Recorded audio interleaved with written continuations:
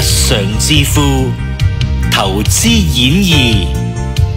主持林淑敏。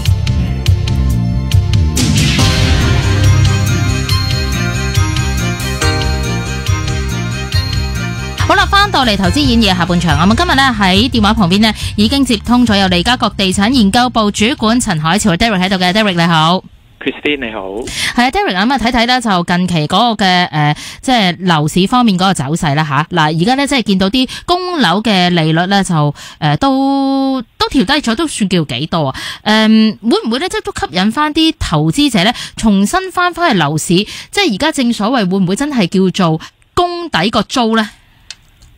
係絕對會啊！咁其實依家呢，見到近期嘅投資者入市都多咗嘅，因為我哋見到呢拆息啦就跌到去即係接近0.6厘嘅水平啦。咁實際供樓呢其實都跌穿咗2厘㗎啦。咁相對嗰個回報率係高嘅。我哋睇翻啲數據啦嚇，咁呢就431尺以下嗰啲 A 類叫做細單位啦嚇，咁連續已經4個月嗰個回報率啊，租金回報率呢已經達到3.7厘㗎啦嚇，咁呢個係非常之理想嘅，講緊係超過13年幾以嚟嗰個高位嚟嘅。咁其實相對我哋睇翻啦，銀行定存啊個回報率啊嚇，即係嗰個利息啊嚇，都係即係由高位就跌翻落嚟啦，咁變咗。好多投資者之前有啲可能即係擺喺定存啦，依家都出翻嚟喺市場度揾緊合適嗰個物業去到作一個投資啦嚇，咁所以個回報率呢係對啲投資者嚟講呢係非常之吸引嘅。係啦，咁亦都咧即係同我哋分析一下啦嚇，咁而家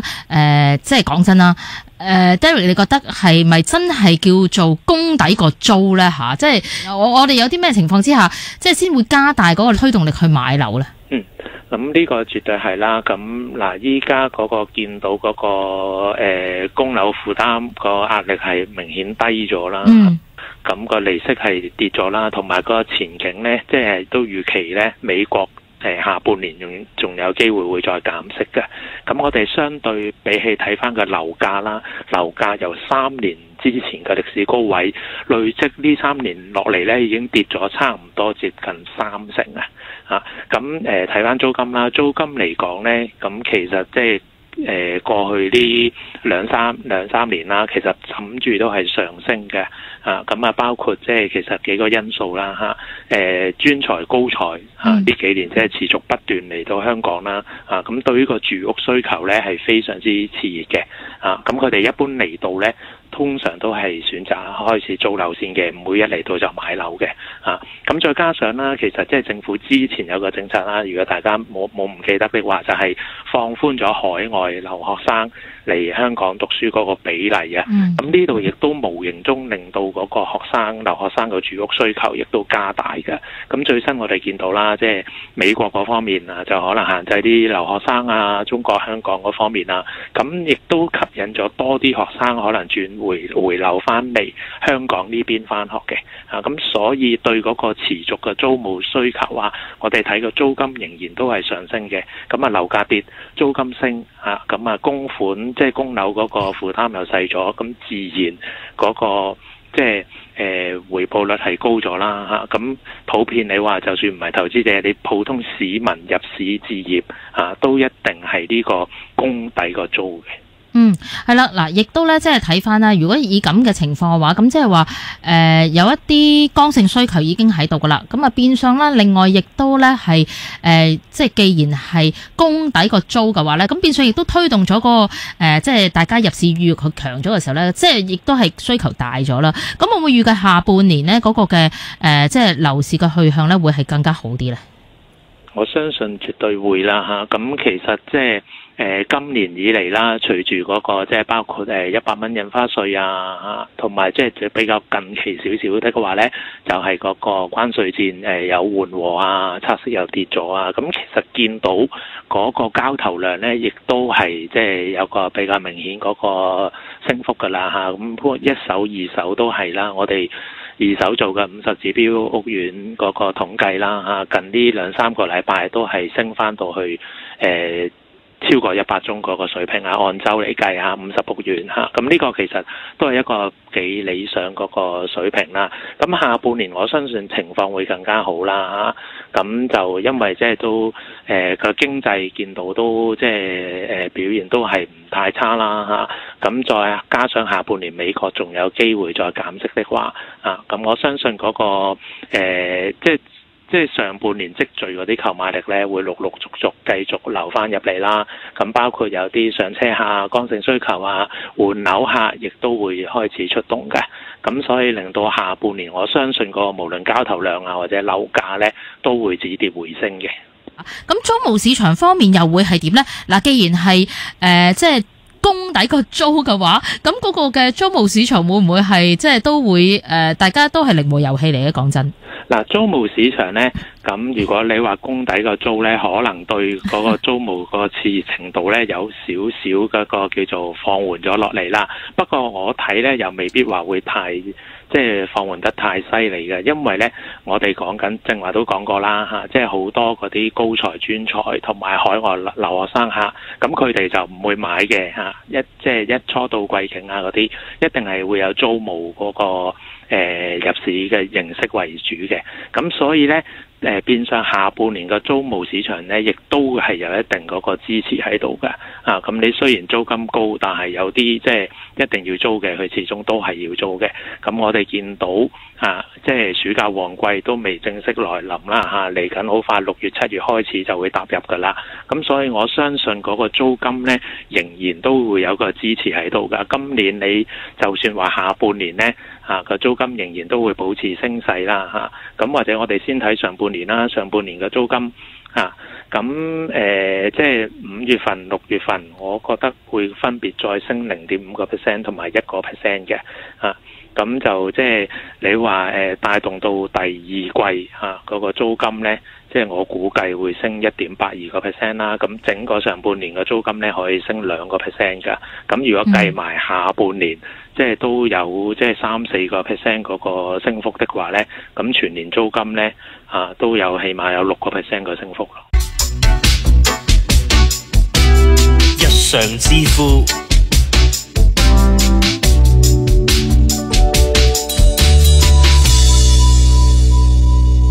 好啦，翻到嚟啦，我哋投資演繹下半場，咁我哋繼續咧都有利嘉閣地產研究部主管陳海潮 Derek 喺度嘅。 Derek 你好。係，Christine 你好。Derek 嗱，講下啦，即係最近你哋公司咧就發表咗一個最新嘅研究報告啊，咁都講到咧二手私人住宅咧，其實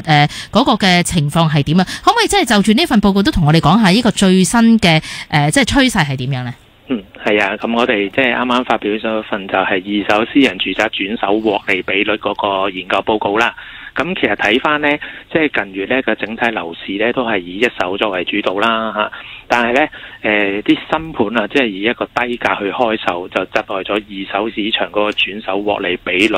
同埋個平均賺幅啊。咁我哋睇翻土地註冊處嗰啲數據啦嚇。咁4月份全港呢就有2662宗嗰個已知上手買入價嗰個二手私人住宅嗰個買賣登記啦。咁帳面獲利嘅個案呢，我哋就錄得係1629宗嘅，咁個佔比呢，其實係大約61.2%啦。不過呢，就按月就跌咗1.1個百分點啦。咁其實呢個亦都係連續2個月出現一個回落㗎啦，而且呢，就觸及到去2009年4月以嚟193個月，咁啊講緊即係咩呢？超過16年嗰個新低嘅。香港呢，有幾個即係最重要嘅區域啦嚇，港九新界咁樣，咁邊區嘅獲利比率係最高呢嚇？如果我哋用即係港島九龍新界去睇啦，咁其實依家都係港島表現係比較好嘅嚇。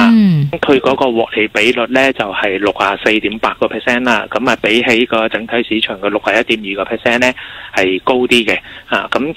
其實按月嚟計呢，亦都港島區係升咗3.2個百分點嘅。咁至於呢，你話其他兩區點呢？新界區就係個獲利比率係60.7% 啦，不過按月就跌咗4個百分點啦。咁至於九龍區啦，表現就比較差啦，咁我哋4月份呢，只係錄得唔夠60成啊，得59.5% 咋。不過就按月咧就叫做輕微升咗0.9個百分點。咁但係即係譬如以嗰啲樓價嘅銀碼分佈嘅話咧，其實又有冇唔同嘅咧？嗱，如果用銀碼價不同銀碼去分佈嚟睇咧咁我哋見到即係反而一啲高價少少嚟講緊1200萬以上嗰啲組別啦，個獲利比率喺4月份係比較高嘅，就錄到係62.7%啦。咁按月亦都升咗3.3個百分點嘅，咁嗰度講緊涉及個宗數係173宗啦。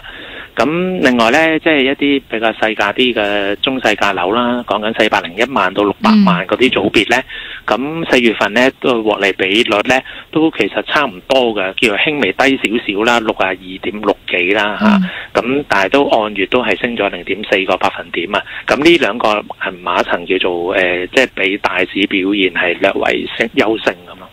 咦，普遍嘅情況都係升翻上嚟嘅，同埋即係而家係咪都預示咗大家中意買嘅樓，其實都可能係即係偏嗰個嘅尺價，或者係偏因為你有咁上下銀碼，其實可能都係咁上下尺價啦即係可能都要500-600尺，即係都係唔係細單位嚟嘅。嗱，我諗其實都幾全面嘅咁細啲嘅單位又有啦咁有啲叫做大少少嘅換樓客嘅單位亦都有嘅，因為我哋見到啦，即係過去一段時間其實諗住都有啲換樓客陸陸續續出嚟個市場尋覓嗰個盤源啦咁所以亦都帶動一啲即係叫做中高價嘅物業嘅表現咧，都係叫做唔錯咁樣咯。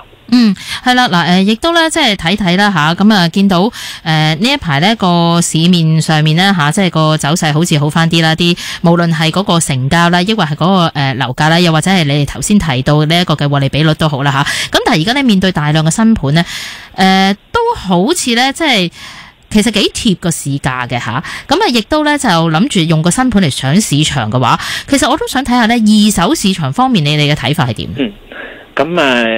新盤用一個低價啦，或者市價嚟到開出啦，有啲甚至比同區二手咧，即係首批都有個折讓嘅。咁無形中咧，其實對嗰個二手嗰個私宅嗰個，有時即係啲業主買樓轉手獲利嗰個平均賺幅咧，真係有個拖低咗嗰個情況嘅。咁個數字係點咧？我哋如果睇翻4月份啦，平均每宗嗰個二手私宅嗰個轉手個平均賺幅咧，只係得13.6% 嘅咋。咁呢個咧，其實比起3月份咧，按月再跌多5.7個百分點嘅。咁亦都同樣啦，連跌咗2個月，係創咗接近16年嗰個新低嘅。即係而家以嗰個嘅比較熱門啲嘅屋苑嗰個嘅範疇去睇翻呢，其實4月份呢嗰個嘅屋苑獲利比率有邊啲係比較高啲，又或者咧相對每宗嘅即係嗰個賺幅咧，其實見到比較多嘅係咪都係啲大型藍籌屋苑呢？嗱，咁我哋用即係比較熱門去有獲利即係獲利宗數最多嗰10個屋苑去到分析啦咁其中咧，我哋錄得咧，即係呢個柏偉豪園咁係有即係喺4月份咧係100%獲利嘅即係所有賣出個單位都有錢賺嘅。咁呢個可能歸咎於即係其實嗰啲業主個持貨個年期比較多啦，比較長啦。咁早年低價買入，咁依家賣出，咁其實一定都仲係有錢賺嘅咁通常點解有啲係會蝕錢呢？就持貨比較短啦。例如3年前高峰期買入，依家基本上任何時間賣出都係要蝕嘅啦。咁另外我哋見到啦，即係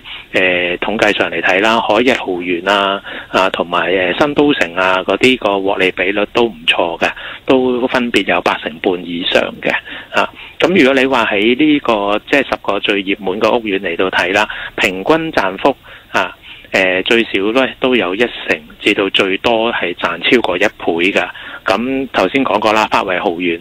佢每宗嗰個平均講緊平均賺咧都有賺1倍以上㗎。咁亦都反映咗我之前所講啦，咁啱都係多啲持貨長持貨期比較長嘅業主去放售，所以彈幅係比較大咁咯。好啦，咁我哋今日咧傾到呢度，唔該晒 Derek 咁留待下次咧再同你傾過，拜拜。上之夫。